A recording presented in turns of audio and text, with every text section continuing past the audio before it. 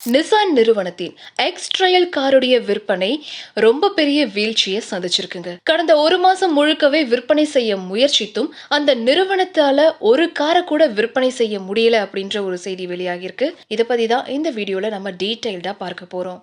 Nissan அப்படிங்கிற ஒரு நிறுவனம் முழு சைஸ் SUV காரா எக்ஸ் ட்ரையல் அப்படிங்கிற ஒரு காரை விற்பனை பண்ணிட்டு வராங்க.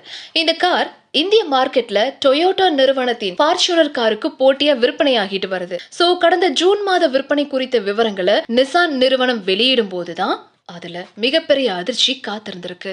கடந்த ஜூன் மாதம் 30 நாளும் ட்ரை பண்ணியும் கூட ஒருத்தர் கூட இந்த காரை வாங்கல அப்படின்னு அந்த நிறுவனமே வெளிப்படையா அறிவிச்சிருக்காங்க. நிசான் எக்ஸ் ட்ரையல் காருக்கு ஒரு கார் கூட விற்பனையாகாம கழியறது ஒன்றும் புதுசு கிடையாது அப்படின்னு சொல்றாங்க. கடந்த ஜனவரி மற்றும் பிப்ரவரி மாதங்கள்ல கூட ஒருத்தர் கூட இந்த காரை வாங்கலையாம். ஆனா கடந்த மார்ச் மாதம் ஒரு 15 பேர் இந்த காரை வாங்கியிருக்காங்க. கடந்த ஏப்ரல் மாதம் 76 பேர் இந்த காரை வாங்கியிருக்காங்க.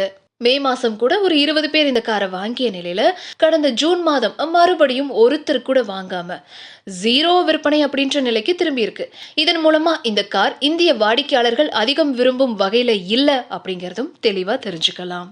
இதுல ரீசன் என்ன அப்படின்னு பார்த்தீங்கன்னா, இந்த நிசான் கம்பெனி இப்போ குறைவான மாடல்களை தான் இந்திய மார்க்கெட்ல சேல் பண்ணிட்டு வராங்க. சோ இதனால அந்த நிறுவனத்துடைய பெயரை மக்கள் பெருசா ஞாபகத்துல வச்சுக்க முடியறது இல்ல. இதுவும் விற்பனை குறைவா இருக்கிறதுக்கு ஒரு முக்கியமான காரணம் தாங்க.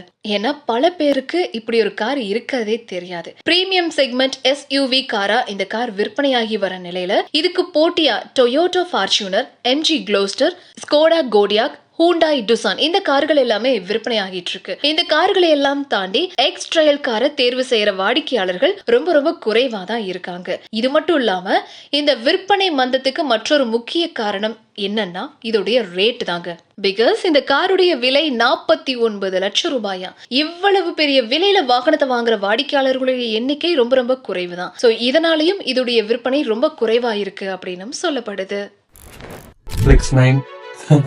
உங்க கையால ஓபன் பண்ணுங்க. ஃபிளிக்ஸ் 9 ஓடிடிக்கு வந்து என்னுடைய நெஞ்சார்ந்த வாழ்த்துக்கள். நல்லா ஓட்டும், நல்ல படங்கள் பெரிய லெவலில் ஓட்டும். நான் வாழ்த்து. தேங்க்ஸ்.